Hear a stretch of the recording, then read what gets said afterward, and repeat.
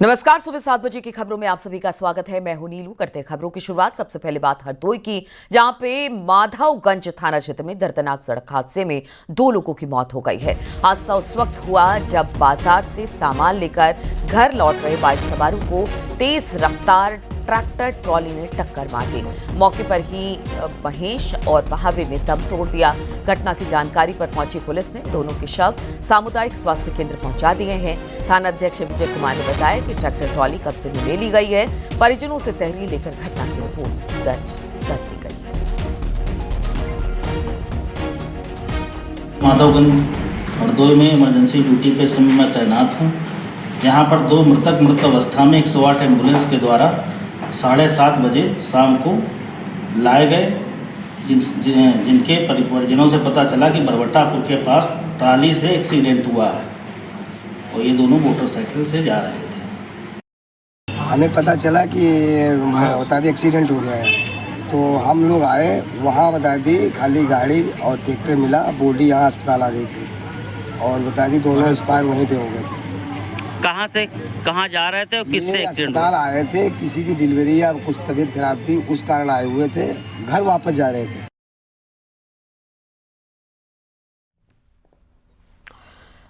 और ग्रेटर नोएडा से खबर, जहां पर पुलिस से बदमाश की मुठभेड़ हो गई। मुठभेड़ के दौरान हत्या के आरोपी रेहान के पैर में गोली लगी है, जिसे अस्पताल में भर्ती करा दिया गया है।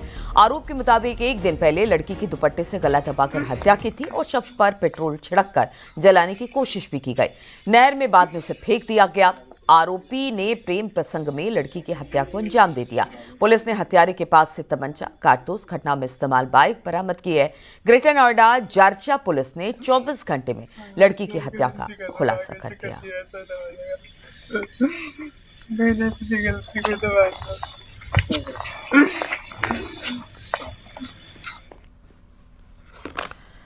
और बदायूं में 2 लाख रुपए के लिए भांजे पर मौसी और उसकी बेटी की हत्या करने का आरोप लगा है।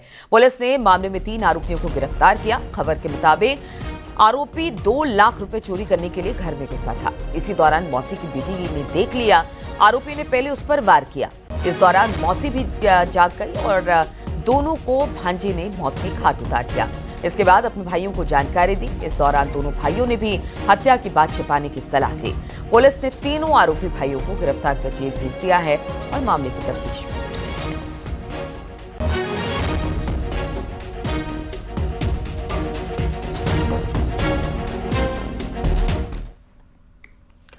अलीगढ़ से खबर, जहां पर ट्रक ड्राइवर से अवैध वसूली का एक वीडियो वायरल हो रहा है। इगलास में नायब तहसीलदार ड्राइवर ने अवैध वसूली करते कैमरे में कैद हो गया। बताया जा रहा है कि बालू से लदे ट्रकों को रोककर आए दिन इस तरह की अवैध वसूली की जाती है। परेशान ट्रक चालकों ने इसका वीडियो बनाकर सोशल मीडिया पर वायरल कर दिया। ये मामला इगलास थाना क्षेत्र के कस्बा स्थित अलीगढ़ मार्ग का बताया जा रहा है।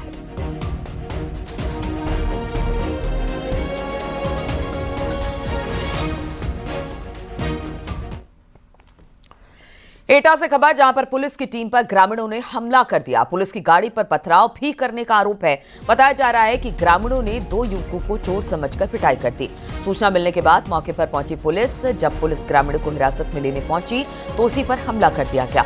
मौके पर पहुंचे एएसपी ने मामले को शांत कराया। पुलिस ने 5 नामजद और 50 अज्ञात लोगों के खिलाफ थाने में मुकदमा दर्ज कर दिया है।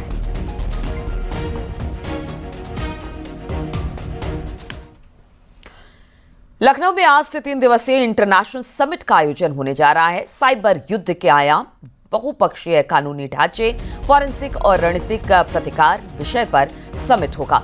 इस इंटरनेशनल समिट का उद्घाटन सीएम योगी करने वाले हैं। सीएम योगी उत्तर प्रदेश के सभी 75 जिलों के लिए फॉरेंसिक वैन को भी हरी झंडी आज दिखाने वाले हैं। यह कार्यक्रम आज शाम को 4 बजे उत्तर प्रदेश राज्य फॉरेंसिक विज्ञान संस्थान, ओरांव, दरोगा खेड़ा, बंथरा, लखनऊ में होगा।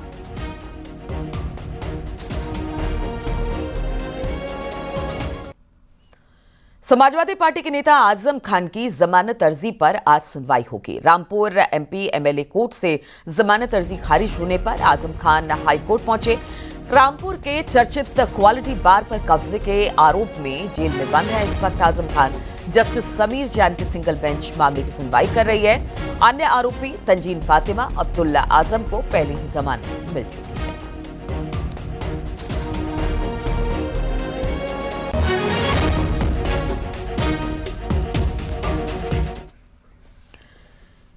सीपी राधाकृष्णन एनडीए के उपराष्ट्रपति उम्मीदवार होंगे। जेपी नड्डा ने सीपी राधाकृष्णन के नाम का ऐलान कर दिया। पीएम मोदी ने सीपी राधाकृष्णन को बधाई दी है। प्रधानमंत्री मोदी ने बधाई देते हुए कहा कि सीपी राधाकृष्णन प्रेरक उपराष्ट्रपति बनने। गृह मंत्री अमित शाह ने भी सीपी राधाकृष्णन को बधाई दी। कहा राधाकृष्णन जी को लंबा सार्वजनिक अनुभव है। सीएम योगी ने भी उपराष्ट्रपति उम्मीदवार बनने पर सीपी राधाकृष्णन को बधाई दी। 21 अगस्त को सीपी राधाकृष्णन नामांकन करेंगे। अभी महाराष्ट्र के राज्यपाल हैं सीपी राधाकृष्णन।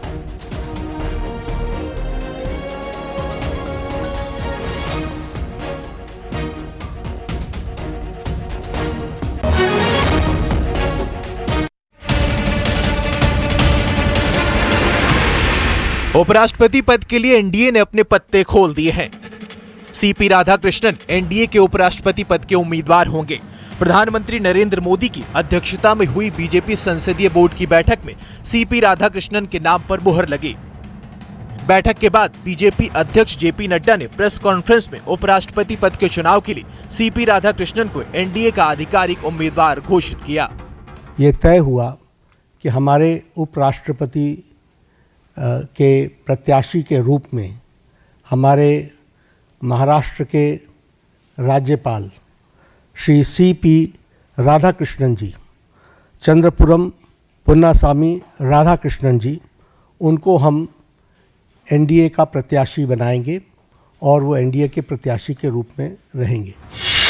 तमिलनाडु के तिरुप्पुर में 20 अक्टूबर 1957 को जन्मे चंद्रपुरम पुन्नास्वामी राधाकृष्णन बीजेपी के वरिष्ठ नेता रहे हैं और 31 जुलाई 2024 से वो महाराष्ट्र के राज्यपाल पद पर आसीन हैं।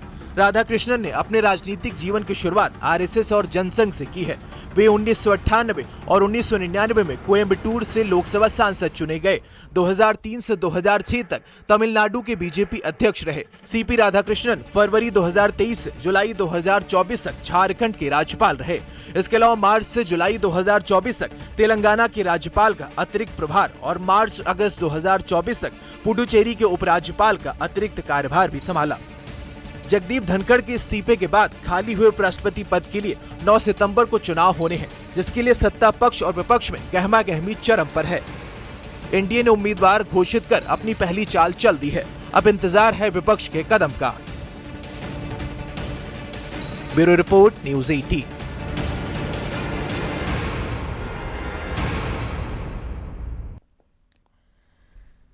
मुख्य चुनाव आयुक्त ज्ञानेश कुमार ने कांग्रेस सांसद राहुल गांधी का नाम लिए बगैर उनके आरोपों पर बड़ा बयान दे दिया। सीईसी का कहना है कि चुनाव आयोग और वोटर लिस्ट को लेकर जो आरोप लगाए गए हैं वो निराधार और झूठे हैं। सीईसी का मानना है कि अगर उनके पास अपने दावे का सबूत है तो उन्हें 7 दिन के भीतर भीतर शपथ पत्र देना होगा, नहीं तो पूरे देश से माफी मांगनी होगी। वहीं इसे लेकर कांग्रेस और समाजवादी पार्टी ने सरकार पर पलटवार किया। देखिए जरा यह रिपोर्ट।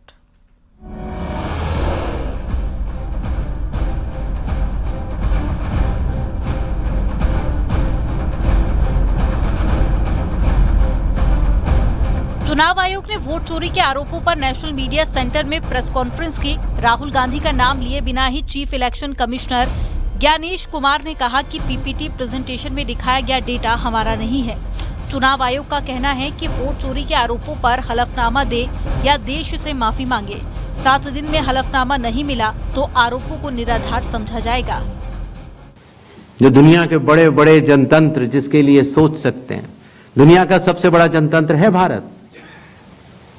दुनिया का सबसे बड़ी मतदाता सूची हमारे पास है, लगभग 90 करोड़ से 100 करोड़ के बीच में। सबसे बड़ी मतदाता सूची, सबसे बड़े चुनाव कर्मियों की फौज, सबसे ज्यादा मतदान करने वाले लोगों की संख्या, और इन सब के समक्ष, सारे मीडिया के समक्ष ये कहना कि अगर मतदाता सूची में आपका नाम एक बार और है तो आपने 2 बार मतदान किया होगा और कानूनी अपराध किया होगा, और मेरे सारे मतदाताओं को अपराधी बनाना और चुनाव आयोग शांत रहे, संभव नहीं। हलफनामा देना होगा या देश से माफी मांगनी होगी, तीसरा विकल्प नहीं है। आपके माध्यम से मैं यह भी कहना चाहता हूं, अगर 7 दिन में हलफनामा नहीं मिला तो इसका अर्थ ये सारे आरोप निराधार हैं।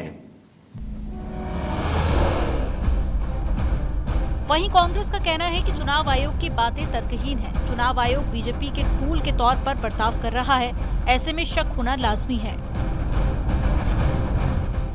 विपक्ष को बराबर मानते हैं, अनुराग ठाकुर को नोटिस कब दे रहे हैं? राहुल जी की तो प्रेस वार्ता के बीच में आपने नोटिस दे दिया। अनुराग ठाकुर को तो अभी तक 3 दिन हो गए, नहीं मिला। आप बीजेपी के एजेंट बनने की अब आपकी उम्र नहीं है, आप एक आला अधिकारी रहे। हो सकता है आपको ये लालच होगा कि रिटायरमेंट के बाद हर बार वो अलग अलग पॉलिटिकल पार्टीज़ की मीटिंग्स बुलाते रहे, जैसे पहले किसी वक्त होती थी, उनसे चर्चा करते थे एक एक चीज़ पे, उनसे राय लेके आगे को क्या कोर्स ऑफ एक्शन होता है उसके हिसाब से काम करते। बिल्कुल मनमर्जी के साथ हो रहा है और फिर उसके बाद कह रहे हैं मैं कहता हूँ उनकी एक हमाकत है इस बात की कि उन्होंने यहाँ तक कहा कि वो उनको माफ़ी मांगनी पड़ेगी राहुल गांधी को। माफ़ी तो उनको मांगनी है कि उन्होंने देश के साथ क्या कर रखा है। बीजेपी नेता उमा भारती का कहना है कि चुनाव आयोग हर शिकायत को सुनता है। अगर लोग आपको वोट नहीं कर रहे हैं तो आप खुद से आत्मचिंतन करें। चुनाव आयोग हर कंप्लेन को सुनता है, इलेक्शन ऑब्जर्वर हर कंप्लेन पे कार्रवाई करता है। अब जनता ही आपको वोट नहीं दे रही है तो फिर तो इसमें आप आत्मचिंतन करिए ना कि लोग आपसे विमुख क्यों हो गए हैं। आप अपनी करतूतों को याद तो करिए कि लोग आपको वोट क्यों नहीं दे रहे हैं।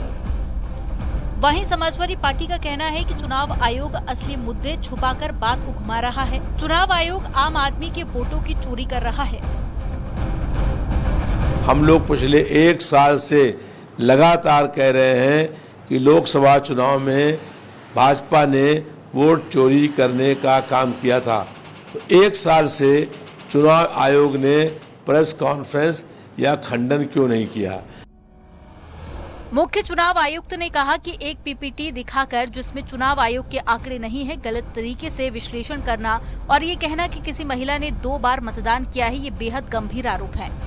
बगैर हलफनामे के ऐसे संगीन आरोपों पर चुनाव आयोग कार्रवाई नहीं कर सकता क्योंकि ये संविधान और चुनाव आयोग दोनों के विरुद्ध होगा। Bureau report, news 18, Uttar Pradesh, Uttarakhand.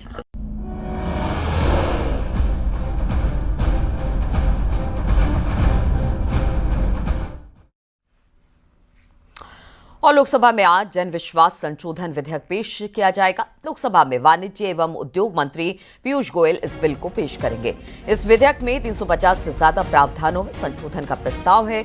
जीवन और व्यापार को सुगम बनाने के उद्देश्य से कुछ छोटे अपराधों में सजा के प्रावधान को खत्म करने वाला ये बिल है। इससे पहले 2023 में विधेयक पारित हुआ था जिसमें 183 प्रावधान को अपराध मुक्त किया गया था। छोटे अपराधों में सजा का प्रावधान होगा खत्म। 15 अगस्त को स्वतंत्रता दिवस पर अपने भाषण में प्रधानमंत्री नरेंद्र मोदी ने ऐसे कानून को खत्म करने के संकेत दिए थे जिसमें छोटी छोटी बातों पर भी जेल की सजा का प्रावधान था।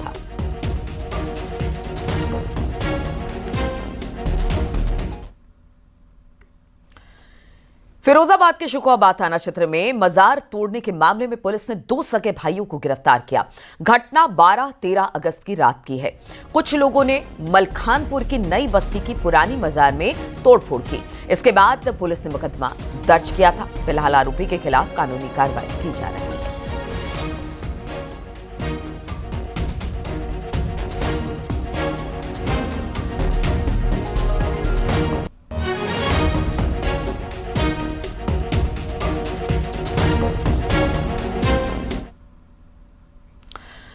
मुजफ्फरनगर में एक विवाहिता के आत्महत्या का मामला सामने आया है, जहां विवाहिता ने सुसाइड नोट लिखकर इंसाफ की गुहार लगाई। फिलहाल पुलिस ने मौके पर पहुंचकर शव को पोस्टमार्टम के लिए भेजा है और मामले की छानबीन में जुट गई है। सुसाइड नोट में ससुराल वालों पर दहेज उत्पीड़न का आरोप लगाया गया है।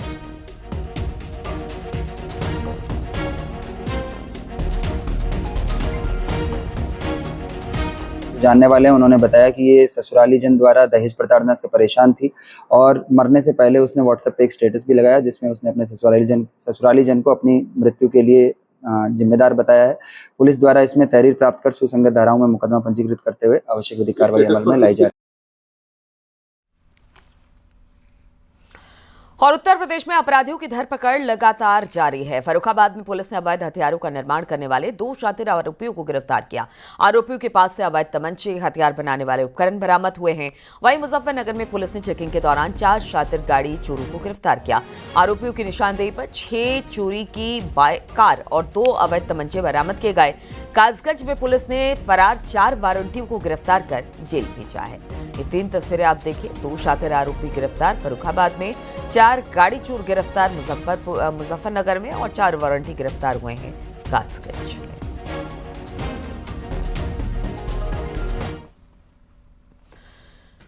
बुलंदशहर में मामूली विवाद में बड़े भाई ने छोटे भाई की बेरहमी से पिटाई कर दी, जिसके इलाज के दौरान मौत हो गई। घटना के बाद आरोपी विशाल मौके से फरार हो गया। सूचना पर पहुंची पुलिस ने शव को कब्जे में लेकर पोस्टमार्टम के लिए भेज दिया है। फिलहाल पुलिस आरोपी की तलाश में जुटी हुई है और मामले की जांच कर रही है। पूरा मामला थाना खुर्जानगर कोतवाली क्षेत्र के गांव सीकरी का बताया जा रहा है।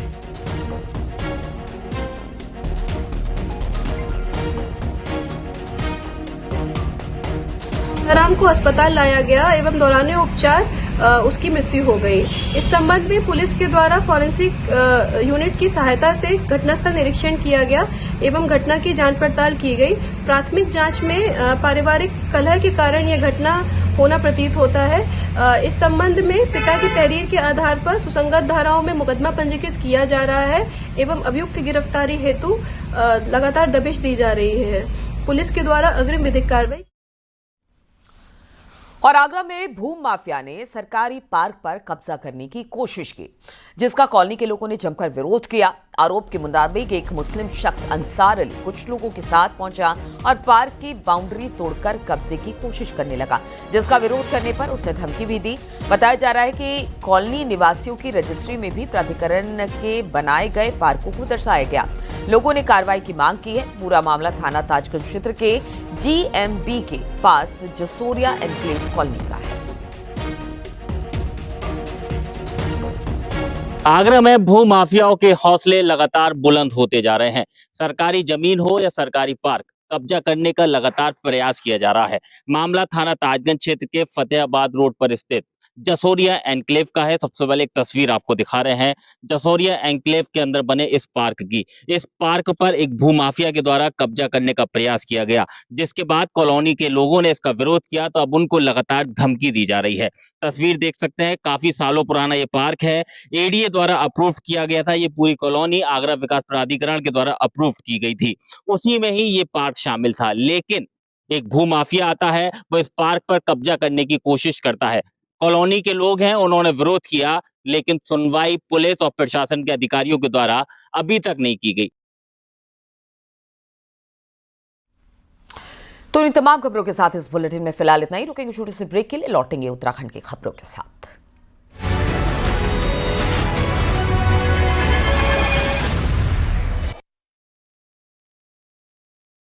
अगर आप देख रहे हैं News 18 उत्तर प्रदेश उत्तराखंड।